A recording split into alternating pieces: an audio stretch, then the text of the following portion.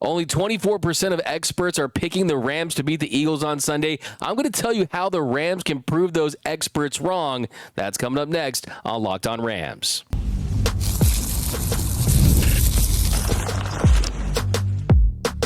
You are Locked On Rams, your daily Los Angeles Rams podcast. Part of the Locked On Podcast Network, your team every day. What is up, Ramily, and welcome to another episode of Locked On Rams, your daily podcast covering your Los Angeles Rams, free and available wherever you get your podcasts. Locked On Rams, part of the Locked On Podcast Network, your team every day. Now, if you haven't yet, do me a huge favor, subscribe to the fastest growing Rams YouTube channel, the Locked On Rams YouTube channel. Hit the subscribe button, hit the notification bell, hit the like button.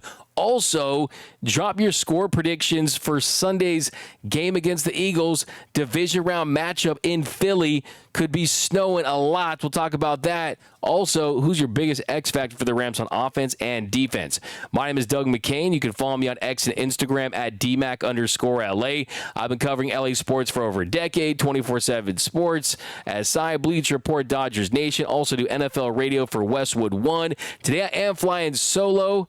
The People's Champ is out, but we got a jam-packed show. We've got keys to a Rams victory on Sunday. We have an injury report that's promising. We also have some comments that Jared Verse made about Eagles fans. We're going to tell you how the Rams defense can stop the Eagles offense. That's all coming up. But first, today's episode of Locked On Rams is brought to you by Prize Picks.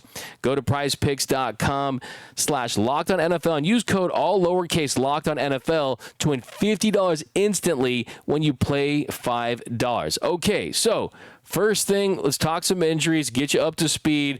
The big one you might want to know about is Tyler Higbee. And Tyler Higbee was limited on Thursday, did suffer that chest injury, he was coughing up blood against the Vikings, and he left the game early. But Sean McVey did say that he is on track to play, and Higbee himself told the media that he fully expects to play. So McVay expects him to play. Higbee expects to play. It's a playoff game. He's going to be giving it a go. Then Akella Witherspoon, he missed practice with a thigh injury that he suffered on Monday, but he's expected to play against the Eagles. He's going to have to be in there against A.J. Brown, and he suffered that in the game on Monday, but McVay said he expects him to play. Then Alaric Jackson, he was on the injury report. He got a chest injury on Wednesday, and that made him a non-participant, but he's good to go. He was a full participant on Thursday. He's fine. Then Bobby Brown III, he injured his shoulder in the win against the Vikings.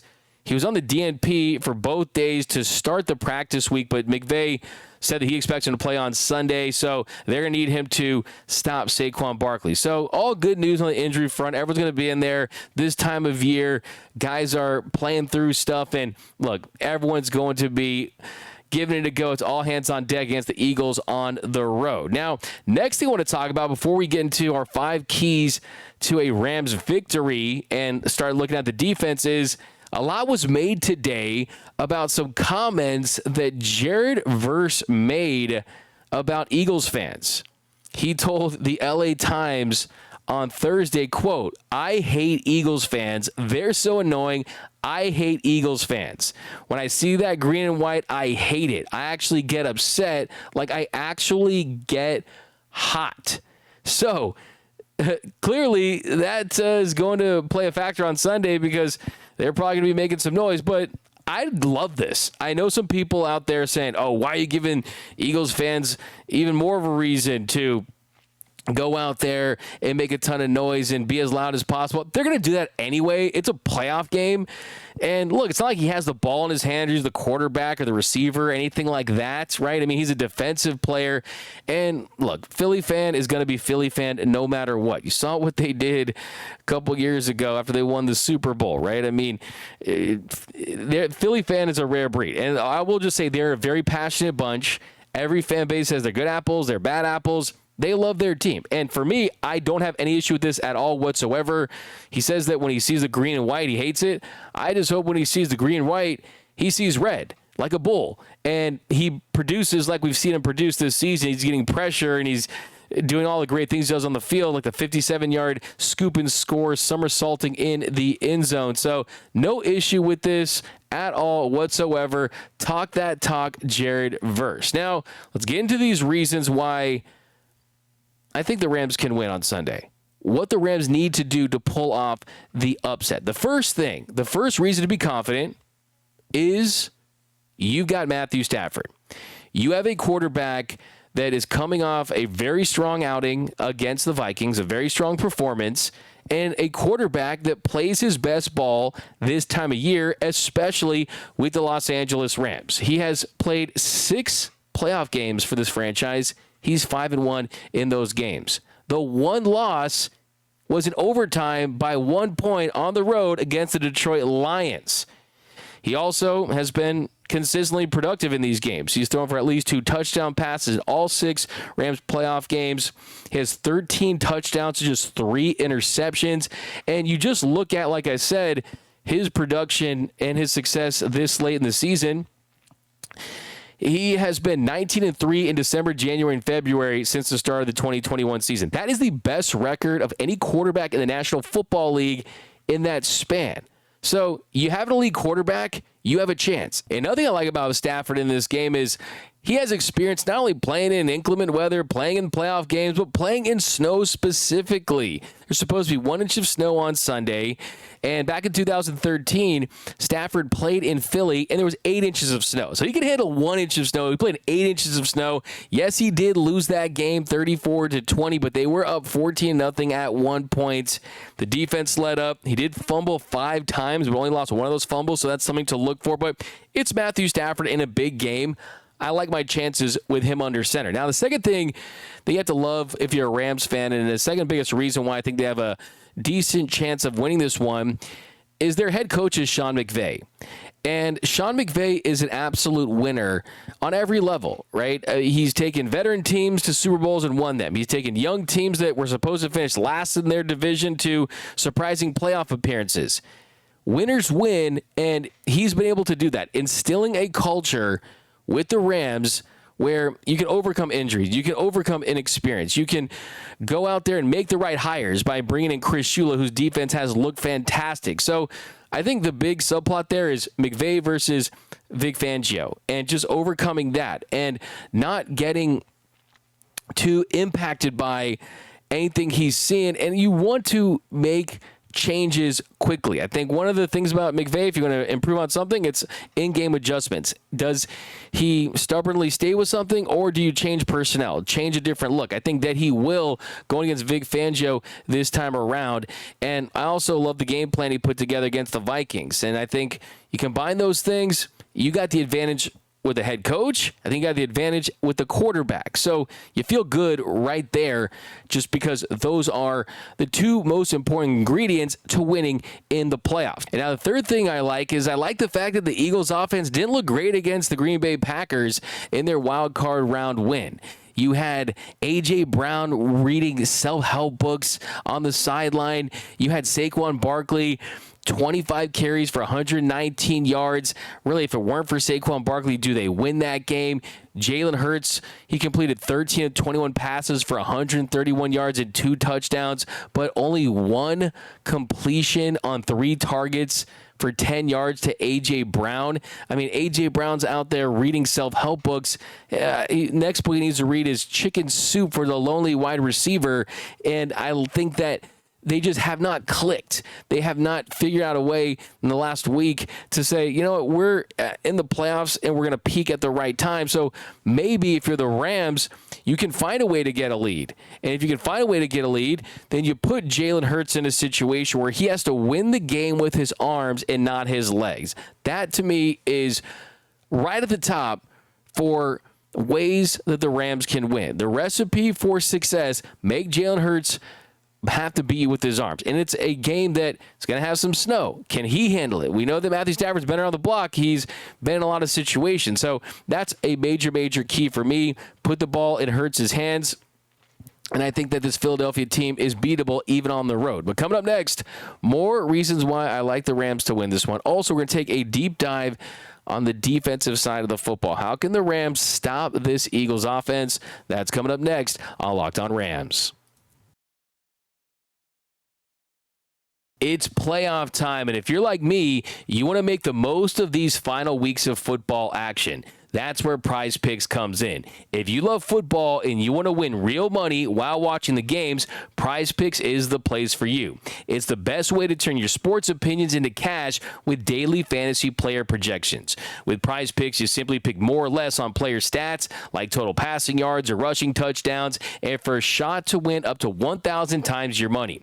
You can make your picks in less than 60 seconds, and whether you're looking for a flex play to boost your payout or you just want to cash out quickly, Prize Picks has got you covered. And with over 10 million members and billions in winnings, it's clear that people are loving this platform. I've been playing for a while now, and I'm having a blast. This week, I'm eyeing Kyren Williams to get into the end zone. It's more or less than half a touchdown. Of course, receiving, rushing, he can punch it in, and also more than a 64.4% completion percentage for Matthew Stafford. It's so easy to use, and I love how fast the payouts are. Seriously, I've gotten paid out in as little as 15 minutes when my picks hit. Plus, the weekly promos like Taco Tuesday discounts add even more value to my lineups. Here's a special offer for Locked On NFL listeners. Download the app today and use code Locked On NFL to get $50 instantly after you play your first $5 lineup. That's Prize Picks. Run your game.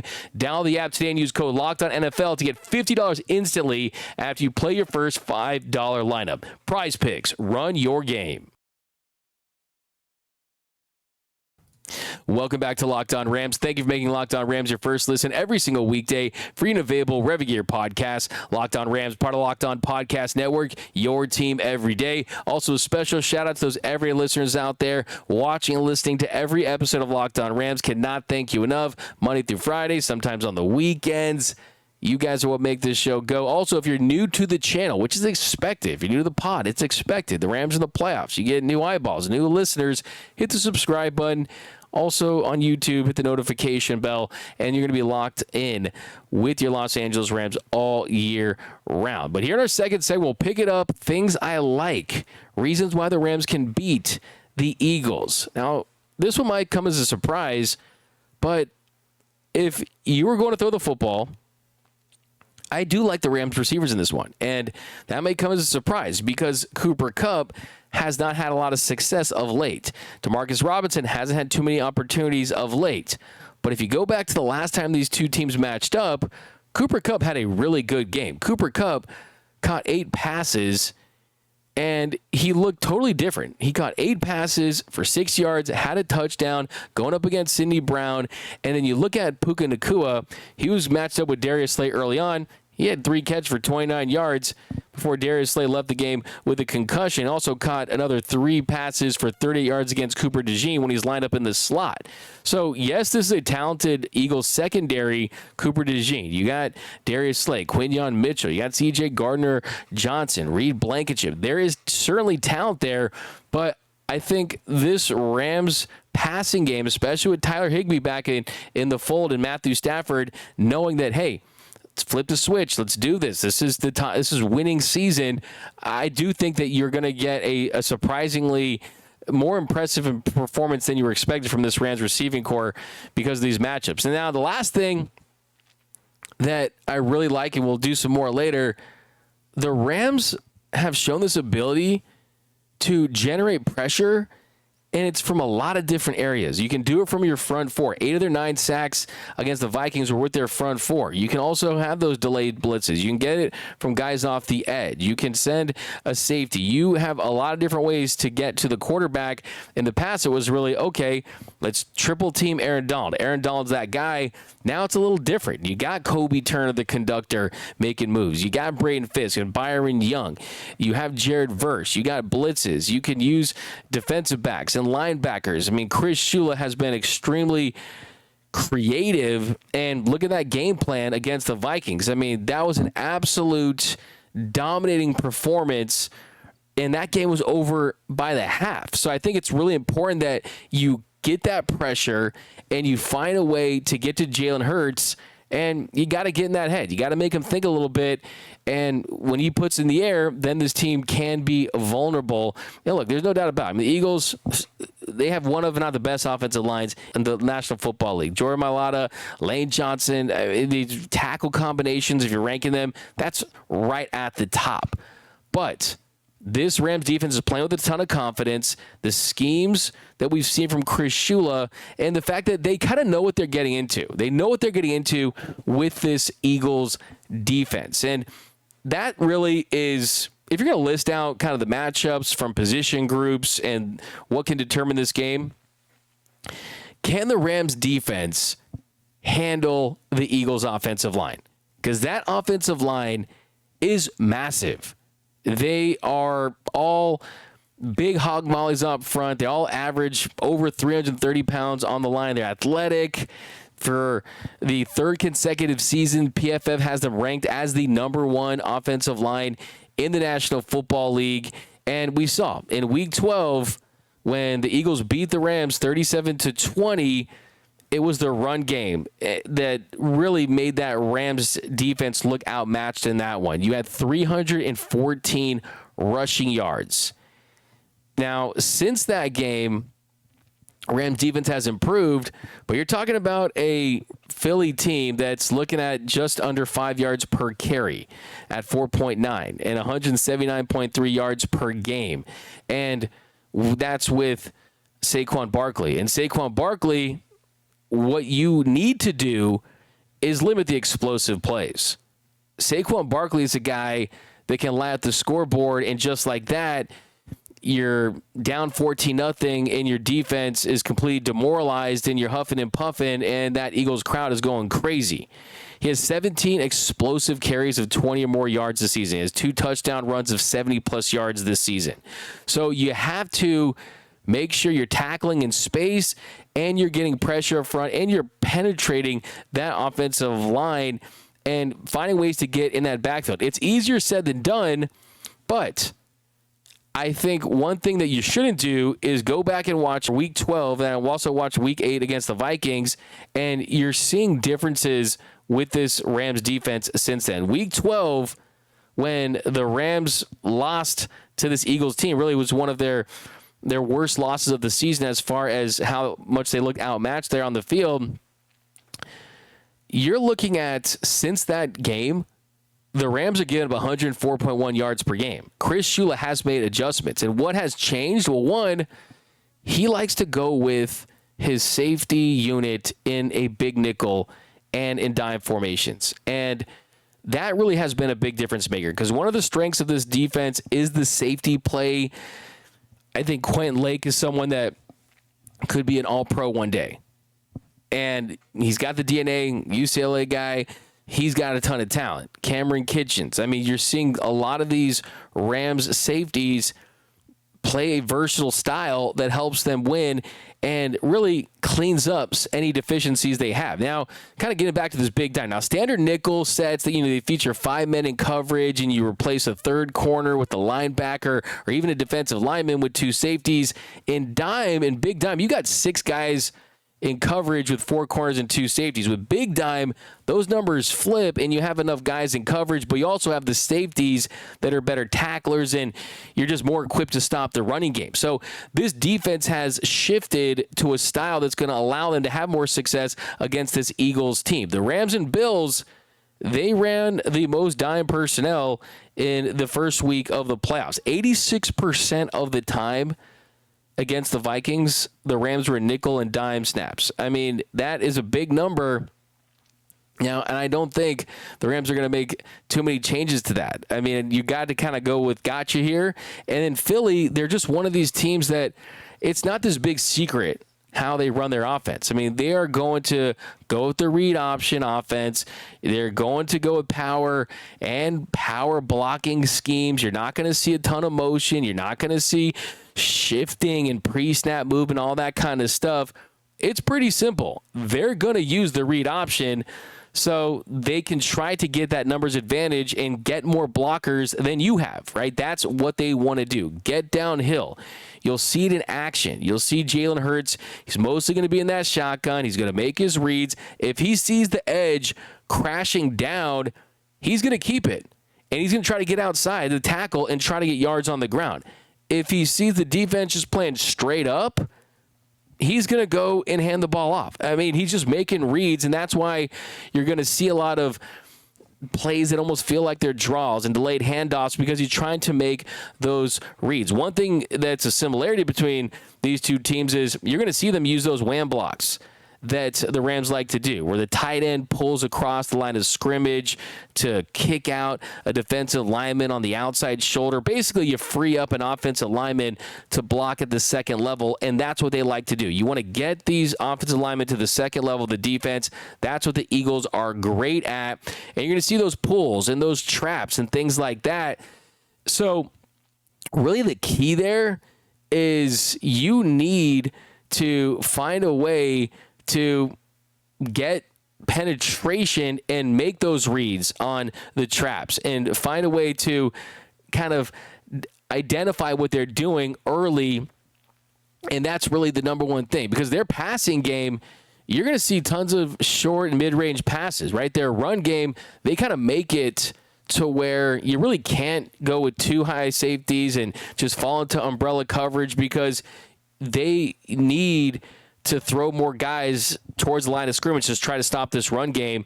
So it's really the million-dollar question right there is, can the Rams front four, can this Rams defense identify and make the right reads and just have any level of consistent success against this elite Eagles offensive line? And if they can do that, and you're covering sideline to sideline, and you're having success in their short passing game where they run in mesh routes and going short mid, you're definitely going to have a chance. It's easier said than done, but I think with Chris Shula in particular, you want to force him into long drives where you hold him to a field goal. That is the number one thing. If you score early and you force him into long drives, then you have an opportunity to force them into passing situations. So we saw a hot start against the Vikings where the Rams come out, they flip the script on a rough first quarter for the entire season, and they jumped on the Vikings. If they can do that again, I mean, a 7-play, 70-yard drive that was capped off by a Kyren Williams receiving touchdown, things like that, it's going to go a long way. But the front four, they got to blow it up at the point of attack. They have to be able to identify the traps and be able to identify what the Eagles are doing. And I think, too, you kind of want to use that spy for Jalen Hurts and then see what you can get out of the edge rushers like Jared Verse and see if Byron Young can make some plays. I think that's going to be pivotal. And then, look, the linebackers, you need sound tackling. You need sound tackling because they like to get to that second level. Omar Spades, he needs to make the right reads in the gaps. Christian Roseboom, he's got to make the right reads, and he's got to be able to tackle on one-on-ones in space. And I think the corners, what makes it really interesting to me with the corners is you might see some man, you might see some zone, like we saw against the Vikings. And the Rams, they're going to try to stay in zone, try to keep you in front of them. But I think in this one where you're kind of playing with house money, I like to see them mix it up with some pre and post snap looks. And the Rams have 46% of the time this season rotated their pre and post snap coverage looks this year. That's the most of any team in the league. So expect that in this one. And I think Mike Shula has shown with all the formations, personnel packages, the blitzes, he is going to have to show the Eagles a lot to try to get Jalen Hurts off his game in this Eagles offense, because that's kind of how you kind of overcome maybe the lack of just experience and overall talent by the schemes. I mean, that is the ultimate equal situation there. So I still look, I mean, it's going to be a tough task for sure, but hey, it's pretty much to sum it up. I mean, win the trenches, don't miss tackles, play sticky in coverage, minimize the explosive plays. I think Bobby Brown is going to be massively important in this one. But the truth of the matter is dealing with this offensive line, Saquon Barkley, that's the number one challenge. I think Jalen Hurts, he's definitely someone that can hurt you, but it's about stopping Barkley and then trying to have your way as much as possible to limit the damage to the offensive line. But coming up next, we're going to talk about expert opinions and are they wrong? That's coming up next on Locked On Rams. This is a message from our sponsor, Intuit TurboTax. Taxes was waiting and wondering and worrying if you were going to get any money back, and then waiting, wondering, and worrying some more. Now Taxes is matching with a TurboTax expert who can do your taxes as soon as today. An expert who gives your taxes their undivided attention as they work on your return, while you get real-time updates on their progress so you can focus on your day. An expert who will find you every deduction possible and file every form, every investment, everything with 100% accuracy. Also, you can get the most money back guaranteed. No waiting, no wondering, no worries. Now, this is Taxes. Get an expert now on TurboTax.com. And welcome back to Locked On Rams. Thank you for making Locked On Rams your first listen every single weekday, free and available wherever you get your podcast. Locked On Rams, part of Locked On Podcast Network, your team every day. Okay, here in our third segment, the experts have spoken. And according to Tally Site, where they monitor all expert picks, only 24% of experts are picking the Rams to win on Sunday. 63% are taking them to cover the 6-point spread. So they're saying it's a close game. Now, if it's a close game, a couple ways you can look at that. You can look at that as well. If it's a close game in the fourth quarter, it means you survived the first three quarters. That means that you didn't get blown out. And some people think that the Rams could get blown out in this one. Fourth quarter is winning time. That's Stafford time and Sean McVey time.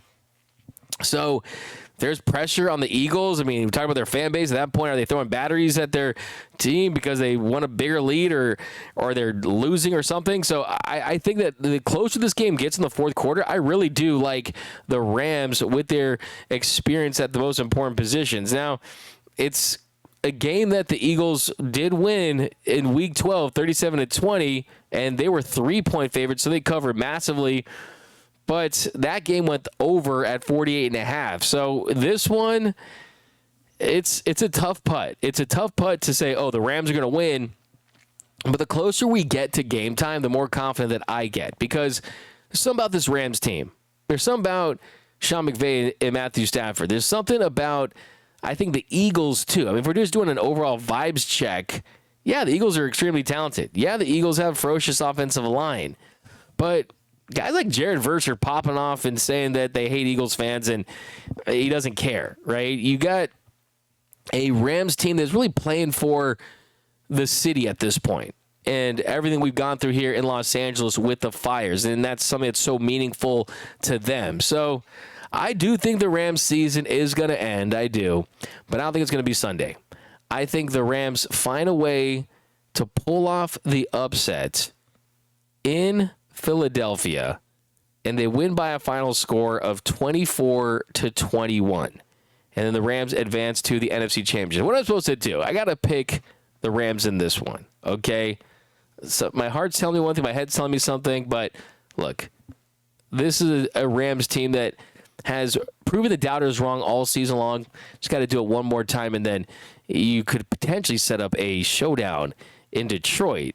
And I guarantee you, the last thing that Detroit wants, considering their team where they're probably going to lose both their coordinators, Aaron Glenn and Ben Johnson, they've got to win.